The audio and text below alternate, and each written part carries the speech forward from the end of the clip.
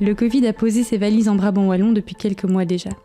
Les collectivités subissent de plein fouet cette douloureuse pandémie, dans un contexte de pénurie, tant en personnel, en gants, en blouses, en masques, qu'en médecins coordinateurs, qui poussent de plus en plus rarement la porte de ces institutions. Du côté des autorités, on tente de mesurer au mieux la situation, au cas par cas, à travers des monitorings quotidiens et des appuis au protocole d'hygiène. Seulement voilà, les rapports inquiétants deviennent la norme et impossible pour les équipes mobiles formées aux maladies infectieuses de se rendre partout à la fois. Il va falloir qu'on demande des renforts. Coup de fil à la caserne de Crisnay. Protection civile. Ça vous dit probablement rien et pourtant. C'est elle qu'on appelle en renfort des services de secours lorsque la situation nécessite des moyens extraordinaires ou très spécialisés, comme lors d'incidents chimiques ou nucléaires. Mais derrière ces images hollywoodiennes où on voit des agents habillés en cosmonautes entrer dans un sas de décontamination, il y a des hommes et des femmes d'un courage exemplaire, qui ont répondu en un temps record à l'appel à l'aide des lieux où se développaient des foyers de contamination. Au total, soulignons-le, plus quand même de 200 visites sur place pour une intervention et le plus souvent en contact direct avec le virus, au péril de leur propre vie. Parmi eux, Stéphane Bérin, qui est appelé un vendredi 4 juin 2021, avec ses collègues à intervenir en province du Brabant wallon, dans une maison de repos et de soins épargnée jusqu'ici. Faute à pas de chance, la loterie Covid a encore frappé. Et plus particulièrement cette fois à Nivelles, où un variant inconnu et agressif va nécessiter un suivi pointilleux par les épidémiologistes. Alors que les terrasses en ville rouvrent progressivement, c'est une toute autre ambiance que découvre Caroline Mayens en poussant la porte de la résidence Notéon, où elle travaille. Le patio est vide et ça fait déjà un moment que le silence s'installe, mais impossible de s'y habituer. Un ultime dépistage vient confirmer ce qu'elle redoutait depuis le début de la semaine. Pourquoi maintenant ? Pourquoi, après des longs mois d'hygiène rigoureuse et de confinement appliqué à la lettre, ce fichu virus s'attaque-t-il à nous ?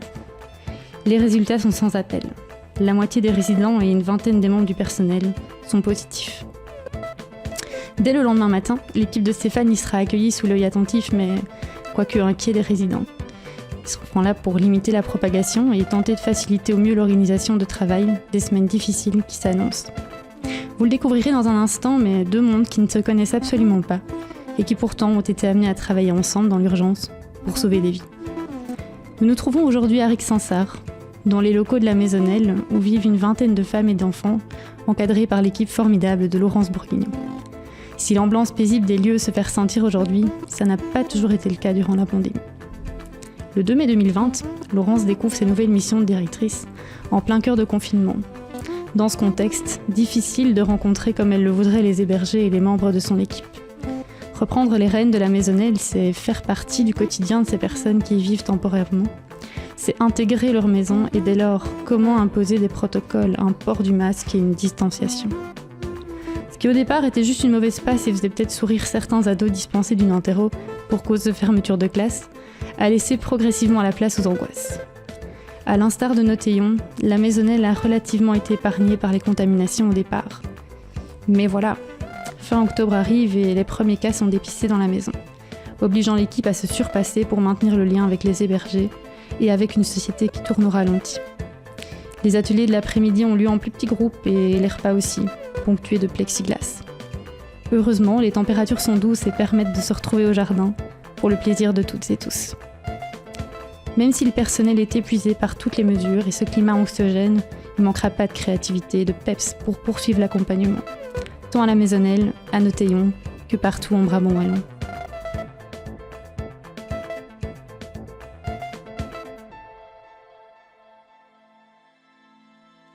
Moi, c'est Nathalie.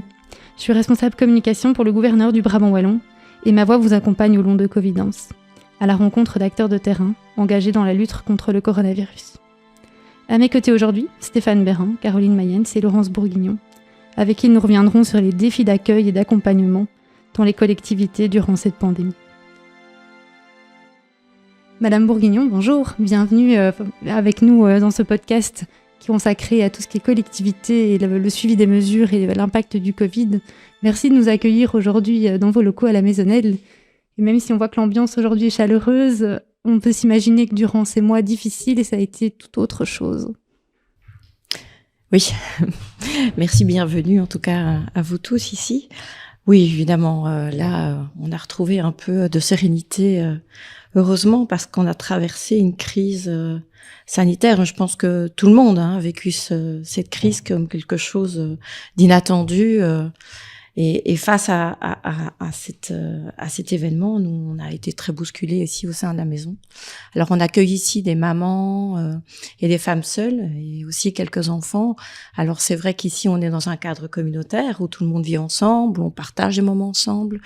Toutes ces femmes, elles ont traversé des choses difficiles, elles se sont retrouvées sans logement, elles ont vécu des séparations conjugales, parfois des violences intrafamiliales. Ce sont des femmes qui ont été abîmées par la vie, abîmées par des histoires personnelles. Donc quand elles arrivent ici, évidemment, elles sont fragilisées, il leur faut un temps pour se reprendre et reconstruire un projet de vie. Alors évidemment, cette crise sanitaire particulière, une pandémie, ça met ça crée en fait un climat anxiogène parce qu'ici on est censé les accueillir, on est censé se rassembler, on est censé partager du temps ensemble.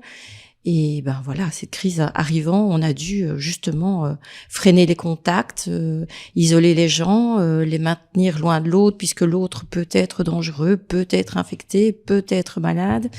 Donc c'est particulier.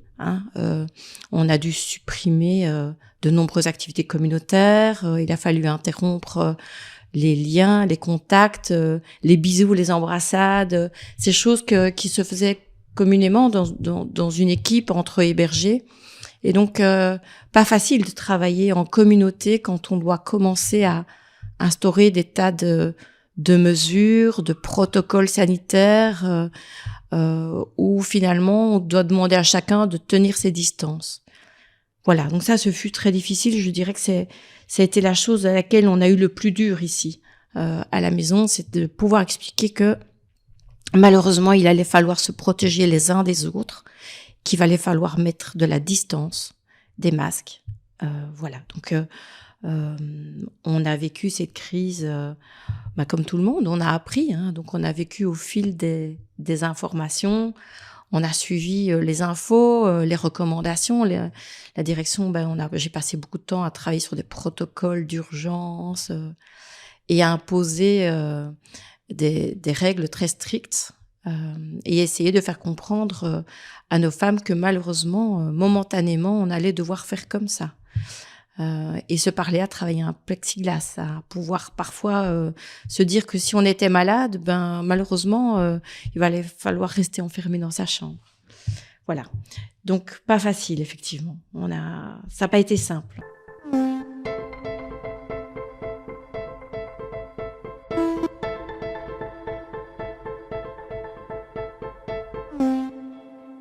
Pour vous, Madame Mayens, à la maison de repos Notheillon à Nivelles, j'imagine que vous aussi, vous avez dû subir de plein fouet cette crise. Peut-être pas au départ, il me semble, mais plus par la suite. Oui, au départ aussi, parce qu'on avait des cas isolés, donc ça restait gérable, mais c'est vrai que c'était déjà pas évident de devoir une personne puis une autre isolée, empêcher la famille de venir, nous s'habiller avec les moyens du bord, mais toujours en respectant aussi beaucoup de distance. Voilà, ça limitait très fort le contact. Et alors forcément, quand on est arrivé en période de crise, là, tout s'est fermé. Contrairement à ce qu'on pense, une maison de repos, c'est pas de tout repos, c'est plein d'activités, plein de mouvements, plein de visites organisées. Les activités sont organisées par le personnel, par des gens extérieurs. Il y a vraiment énormément de vie dans une maison de repos. Et là, c'est vrai qu'on s'est retrouvés presque du jour au lendemain en confinement et isolés. Alors pour ceux qui étaient atteints du Covid, dans leur chambre, dans un petit 12 mètres carrés, voilà, pendant minimum, c'était 1 semaine, 10 jours, même, il me semble, à ce moment-là. Et voilà, on pouvait compter que sur le personnel. Il n'était plus question de faire intervenir des personnes extérieures, toutes les activités qui avaient lieu. Donc, on a parfois de la population extérieure qui vient en interne, pour des cours de gym, pour organiser des spectacles, des activités, tout ça, c'était fermé. Même les médecins passaient beaucoup moins souvent. Donc on s'est retrouvés en vase clos entre nous et on pouvait compter plus que sur le personnel de terrain. Et heureusement que ce personnel était là, parce que vraiment, il y avait plus ou d'infirmières, ou d'aides-soignantes, ou de kinés. C'était vraiment tout le monde qui faisait tout ce qu'il fallait pour qu'on continue à garder un minimum d'ambiance. Et à un moment, on parlait même plus d'ambiance, on parlait de soins. Et voilà, ça se limitait vraiment en pleine période de confinement. C'est vrai que c'était assurer les soins, et on a mis un peu le confort de côté à ce moment-là. On n'était plus assez nombreux que pour assurer le reste. Ça, c'était une période plus triste, plus compliquée. Oui.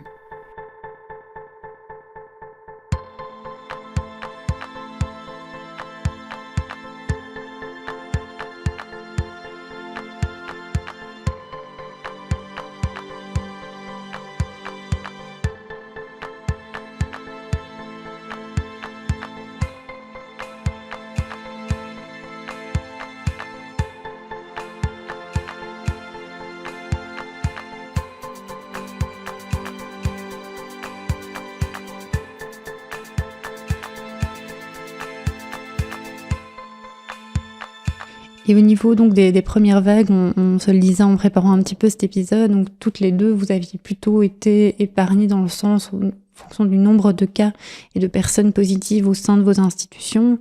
Et puis arrive malheureusement la fin de la deuxième vague et le début de la troisième, où là vous êtes malheureusement plus touchés. Qu'est-ce qui se passe à ce moment-là ? À ce moment-là, on se dit que ça va passer. Je pense que quand c'est arrivé, on s'est dit que ça allait passer très vite. Mais ça a duré 1 mois et demi, 2 mois, le temps des vacances scolaires. Et puis chaque fois, plusieurs nouveaux cas arrivaient, donc ça devenait interminable. Et c'est vrai qu'on voyait tout autour qui se réouvrait. Et heureusement, d'ailleurs, c'est comme ça. Il fallait bien que la vie reprenne en dehors. Mais c'est vrai que nous, c'est le coup de massue. Et on a eu énormément de décès en tout début de vague. Enfin, énormément. Sur les 120 résidents, on a eu 12-13 décès, mais ce qui est beaucoup sur 15 jours de temps, et sans savoir si ça allait s'arrêter. Et puis, il y a eu toute cette période, vraiment de cohortage. On a dû, déplacer les résidents, et là, ça s'est compliqué très fort.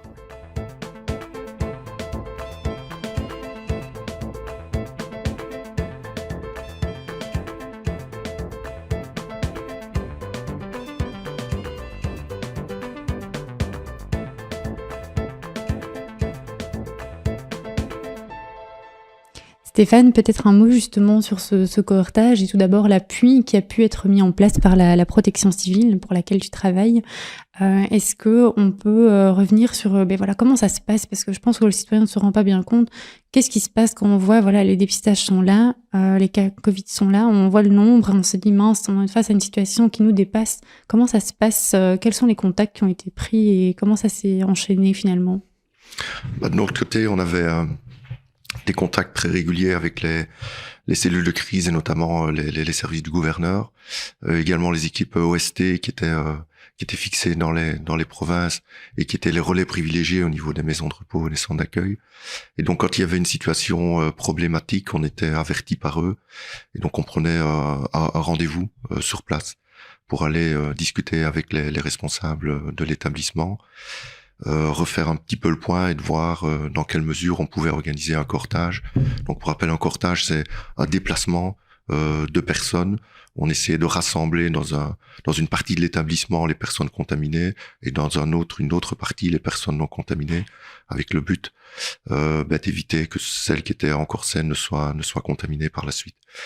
Donc il y avait ce rendez-vous, cette discussion, cet échange pour voir quel était l'état de la situation et de discuter avec les responsables pour envisager donc ce cohortage avec toutes les difficultés qui pouvaient tourner autour de ce cohortage puisque on est face à des établissements qui n'étaient pas toujours prévus pour ça. On est dans des infrastructures qui sont pas conçues pour vivre avec des personnes contaminées. On n'est pas dans un hôpital, donc c'est quand même quelque chose de complètement différent. Et donc On devait systématiquement analyser aussi bien la situation des personnes contaminées que l'infrastructure et de voir ce qui était possible de faire, de voir quelle était la situation des personnes contaminées, donc où en étaient les testings, puisque la situation pouvait très vite évoluer, donc on devait, si on cohortait, on devait savoir combien de personnes on allait devoir compter, combien de places disponibles restaient dans les maisons de repos. Il faut se rendre compte que dans certaines maisons de repos qui étaient complètement remplies, c'était un jeu de Mikado quelque part. Il fallait bouger une personne, désinfecter sa chambre pour pouvoir remettre une autre personne. Tout ça en un temps record. Et tout ça en un temps le plus limité possible pour limiter l'impact sur les résidents, mais aussi sur l'organisation de la maison. Un détail, rien que la gestion des repas, la distribution des médicaments, etc. Quand les personnes ne sont plus dans la même chambre, tout ça doit être réorganisé. Donc pour les membres du personnel, c'était aussi une grosse contrainte. Donc on devait discuter de tout ça et tenir compte de toutes ces difficultés. Et alors on planifiait ce cohortage parfois c'était le lendemain, parfois c'était 2-3 jours par après, pour attendre un dernier testing et pouvoir valider le nombre de personnes à bouger. Et donc une fois que la date était fixée, on venait le plus tôt possible le matin. Oui, c'est ça. Donc, vous avez contact avec l'OST, donc l'Outbreak Support Team, c'est des équipes mobiles qui avaient été mises en place par la VIC. En Brabant Wallon, on avait notamment Gaëtan et le docteur Lebrun qui dirigeaient ces équipes. Et donc, une fois que les contacts étaient pris, parfois, est-ce que ça nécessitait tout le temps d'aller sur le terrain ou bien il y avait des moments où c'était de l'appui, on parlait des protocoles, est-ce que c'était facile à mettre en place? Est-ce qu'il fallait s'adapter au terrain? Comment ça s'est passé pour vous? C'était pas simple parce qu'on devait systématiquement s'adapter au terrain. Donc il y avait à la demande des OST notamment systématiquement une visite. C'était indispensable pour nous parce que une maison n'est pas l'autre. Je l'ai dit, il y a une organisation, une infrastructure, un public qui est différent. Hein. On allait dans des maisons d'entrepôt avec des personnes âgées, mais on a été aussi dans des centres d'accueil où il y avait parfois des enfants, parfois des handicapés. Donc on est dans un public qui est différent, avec des contraintes qui sont différentes. Donc ces visites, elles étaient indispensables. Elles étaient aussi pour nous le moment de je veux dire prendre la température, de voir quelle était la situation là-bas. Est-ce que les gens étaient au bout du rouleau, ou est-ce que ils avaient encore la possibilité de gérer un petit peu la situation. On s'est retrouvé dans des maisons où les membres du personnel étaient extrêmement restreints parce que eux-mêmes contaminés, parfois en grande partie, et donc on se retrouvait dans des situations extrêmement tendues où il y avait presque personne la nuit parce qu'il y avait, donc tout ça, on devait aussi essayer d'en tenir compte pour que les conseils qu'on donnait, les bonnes pratiques qu'on essayait de pouvoir mettre en place dans les visites qu'on faisait, elles soient les meilleures possibles, mais elles soient aussi réalistes pour le personnel. On se rendait compte que si on mettait des contraintes beaucoup trop importantes, à un moment donné, on sait plus ce qu'on fait et le personnel perd les bonnes pratiques. On fait parfois pire que bien. Donc ces visites, elles étaient pour nous indispensables et on s'est rendu compte en plus qu'elles étaient utiles pour les gens qu'on rencontrait. Ça leur permettait d'avoir parfois des gens qui venaient alors qu'ils n'avaient plus vu personne depuis parfois longtemps, de pouvoir discuter, de pouvoir expliquer leurs difficultés, leurs problèmes, et donc de pouvoir échanger sur les solutions qu'on pouvait leur proposer, leur conseiller.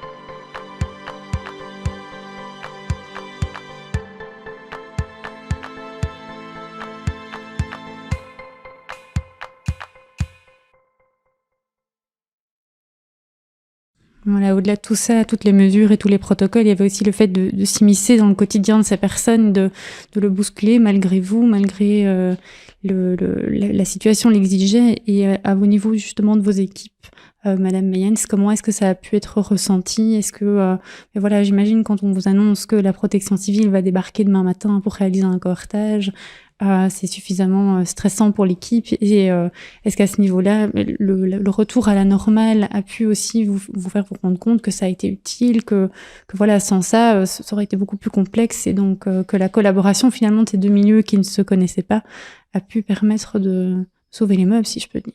De prime abord, en tout cas, en sachant qu'on allait avoir une aide extérieure, on était plutôt soulagés, parce que justement, voilà, c'est vrai qu'on se retrouve un peu tout seul à devoir gérer cette crise.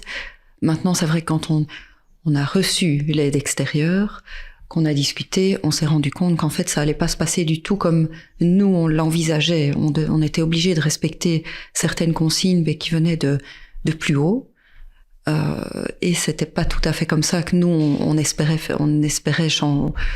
organiser les choses, mais on n'a pas trop eu le choix. Et après coup, c'est vrai on a très fort pensé, on avait les têtes, on pensait Covid à ce moment-là, et en mettant un petit peu de côté, personne ne voulait faire ça, mais le bien-être de la personne âgée. Et donc, on a vraiment vu comment tout faire pour limiter la casse, limiter la contamination. Et c'est ce qui a été fait. Maintenant, il y a eu un impact énorme sur les personnes âgées qui étaient là, parce que c'est vrai qu'on voyait en termes de chambres libres, de couloirs disponibles, on attachait des bâches au plafond, à chaque fois qu'il y avait un résident positif, il allait dans le couloir des gens positifs, le négatif allait dans le couloir des gens négatifs, mais on ne se rendait pas compte, en tout cas avant, de ce que ça allait créer comme de l'impact que ça aurait au niveau du moral des résidents. Il faut bien se rendre compte que c'est le résident qui déménageait. Alors on nous a dit à un moment, il y a rien de compliqué, il fait son petit sac, il va une semaine dans une chambre, dans un autre couloir. Mais voilà, il pouvait rien embarquer. Donc un résident dément, il se retrouve dans la chambre de quelqu'un d'autre, avec les photos de quelqu'un d'autre autour, avec des vêtements de quelqu'un d'autre, parce qu'on pouvait pas tout déménager. Donc cette personne démente se retrouvait dans un cadre qu'elle connaissait pas du tout, était encore plus perturbée. On a des personnes qui étaient tout à fait bien au niveau cognitif, que ça a rendu confuses,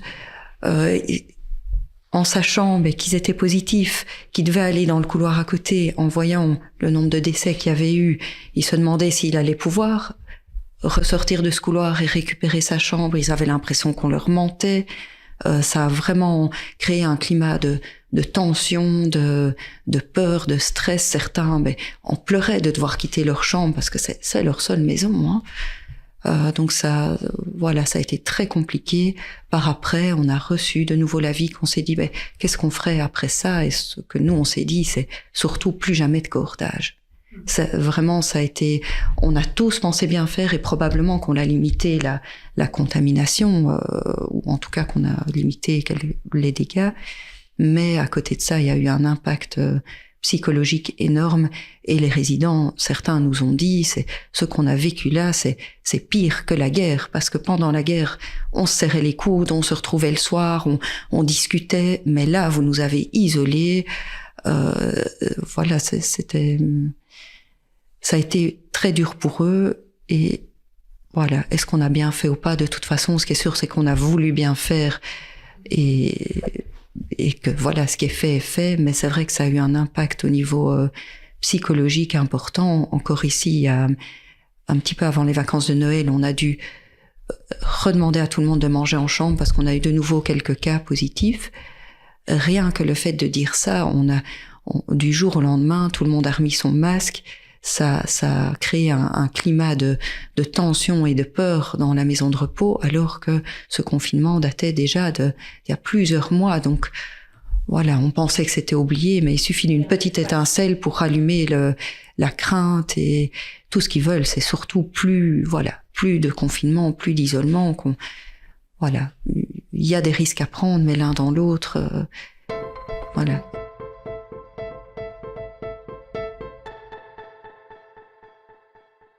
Oui, on sent bien effectivement le besoin de contact humain et le besoin de continuer le quotidien. Et dans ce quotidien justement chamboulé, on le disait en préparant cet épisode, il y a eu toute la solidarité et tout l'appui que la population, que les personnes du quartier ont pu vous apporter. On a lancé notamment l'opération On pense à vous en Brabant wallon. Donc les enfants faisaient des cartes de vœux puisqu'ils étaient privés d'école le temps d'eux. Et donc, ils lançaient l'opération carte de vœux où ils allaient déposer dans les maisons de repos un partenaire de classe qui subissait une situation un peu difficile à cause du Covid. Donc, on a eu toutes ces opérations positives. Est-ce qu'au sein de la maison, ça vous a aidé à tenir le coup ? Ça a aidé. On avait des petits mots pour le personnel, pour les résidents. Oui, bien sûr, on a encore sur nos murs, on a encore plein de petits mots d'enfants et pas que d'enfants. Il y a vraiment on va dire des adultes, des personnes touchées par la situation aussi, qui amenaient leur aide. On avait des boulangers du coin qui nous amenaient des paniers aussi. On a eu pas mal de soutien, ça a aidé. Mais voilà, c'est vrai que quand on a la tête vraiment dedans, ça... Pour vous aussi, j'imagine au sein de la maisonnelle, quand vous avez pu avoir l'appui de l'extérieur de la population, une solidarité, ça a pu vous redonner le sourire malgré les mois difficiles. Alors oui, c'est vrai que il y a eu des périodes vraiment très difficiles où on est tous restés un peu enfermés à l'intérieur, et donc disons que le premier geste qui a pu un peu apporter un peu pour être rassuré, etc. C'était d'abord en interne, c'est toute la créativité de l'équipe. Donc de pouvoir compter sur des équipes qui ont mis en place des ateliers. Alors on était toujours dans la limite de ce qui était acceptable ou pas, hein. On a commencé à refaire des repas tant qu'il n'y avait pas de malades. Donc on a flirté un petit peu avec les règles en se disant ok, on maintient, on fait quand même attention, on surveille régulièrement qui ne se sent pas très bien. On devait être très clair avec ça, mais il a fallu quand même retravailler le lien avec les gens, c'était très important. Et donc c'est vrai que quand l'été est arrivé, qu'il a fait bon et qu'on a pu à nouveau ressortir, on est beaucoup sortis. Et on a eu aussi des chouettes initiatives. On a eu des jeunes qui nous ont proposé de faire un concert dans notre jardin. On a eu durant la période de Ramadan, on a eu des associations qui sont venues nous déposer des repas tous les jours pour les femmes musulmanes, mais ça a été partagé pour tout le monde. On a eu des associations, des services clubs qui nous soutiennent, qui sont venus dire on pourra pas vous soutenir financièrement cette année parce que on n'a pas su récolter de budget et tout ça, mais on voudrait vous donner un coup de pouce et donc on va construire un abri de jardin pour vous, on va vous aider à faire le jardin, on va vous apporter des bonbons pour Pâques, etc. Et donc on a eu les voisins aussi qui pendant le confinement ont beaucoup rangé leur maison. Et donc c'est vrai qu'ils se sont dit tiens, on a une petite maison à côté, ils ont peut-être besoin de certaines choses et donc on a reçu aussi des dons, on a même eu un restaurateur qui nous a donné des gâteaux, voilà. Donc ça fait plaisir de se dire on vit tous une situation de stress intense et que on voit comme ça ces actions solidaires et collectives où malgré tout ça, où chacun chez soi, on parvient quand même à trouver et encore créer du lien. Donc pour nous, ce fut vraiment bénéfique. On a vraiment ressenti qu'on n'était pas tout seul. Mais je tiens quand même à redire que vraiment, j'ai pu vraiment compter sur une équipe qui n'a pas pris peur dès le départ et qui a été là tout le temps. Donc même si elles étaient en télétravail, qu'il a fallu couper les équipes en deux pendant un temps pour s'assurer qu'au moins il y avait toujours une équipe qui était saine. Alors on a un peu fonctionné comme ça pendant quelques semaines, mais cette équipe qui était saine venait en renfort par téléphone, en soutien, appeler les hébergés par WhatsApp. Elle venait déposer devant la porte des petits gâteaux, des choses qu'elles avaient préparées à la maison. Quand on avait une qui était malade, on faisait des petits repas qu'on leur déposait devant la porte dans un Tupperware. Enfin voilà, il y a eu plein d'idées. Et puis avec celles qui allaient bien, on allait se promener dehors. Et on a mis en place des ateliers qu'on n'avait pas avant. Par exemple, l'hypothérapie. On a fait toute une série de choses qu'on a pu faire à l'extérieur, puisque l'intérieur, on pouvait plus faire venir les bénévoles. Enfin, c'était compliqué. Donc, on a essayé d'être très créatif. Donc, qu'est-ce qu'on peut faire dehors? Et donc, voilà, il a fallu aussi gérer les enfants. puisque les enfants n'allaient plus à l'école. Et donc on s'est retrouvés avec des mamans qui étaient submergées, des enfants qui devaient continuer à aller à l'école et suivre les devoirs. Donc on a eu heureusement certains qui sont venus nous proposer, on a peut-être des iPads, on a su avoir des financements via des fondations pour tout de suite s'équiper de tablettes, de matériel pour que les enfants puissent continuer à aller à l'école. On a eu dans la maison des personnes aînées, plus âgées, qui ont commencé à suivre les plus petits dans leur scolarité. Et donc, on a eu comme ça des moments, en fait, extrêmement solidaires et précieux entre générations, entre situations différentes, où finalement, on a pu retrouver cet esprit familial et de cocon. Maintenant, c'est vrai qu'à chaque fois qu'il y avait un cas qui était suspecté, on a eu 2 fois, on a dû fermer et isoler toute la maison. Donc ça a été des vécus. Ce fut très difficile de faire comprendre à des enfants que tu pourras pas aller à l'école, tu peux pas voir tes copains, tu dois rester à la maison, tu peux pas sortir de ta chambre. Les enfants ont eu très peur, donc ça, il a fallu gérer après. Et donc, on a fait appel à un superviseur externe, un thérapeute, qui est venu faire des groupes de parole dans la maison pour venir voir et les enfants et voir les adultes et voir l'équipe qui, elle aussi, a beaucoup accusé et pris sur les épaules. Voilà, c'était tout un travail qu'il a fallu poursuivre après pour justement gérer ça au mieux et pour qu'on sorte de tout ça le plus indemne possible, si on peut dire ça comme ça. Voilà. Tout à fait, mais je pense qu'on retiendra justement toute cette résilience, toute cette créativité pour se serrer les coudes malgré l'isolement et le confinement, d'essayer de mettre en place des choses positives. Et voilà, et on en profite aussi évidemment pour remercier toutes les personnes qui ont été pleinement engagées dans vos équipes respectives, au sein de la protection civile aussi, et au sein de tous les intervenants de première ou de seconde ligne qui ont encore parfois du boulot à faire avec ce Covid, et donc on ne les oublie pas. Merci d'avoir été avec nous pour cet épisode et on se retrouve très bientôt pour un prochain épisode de Covidence.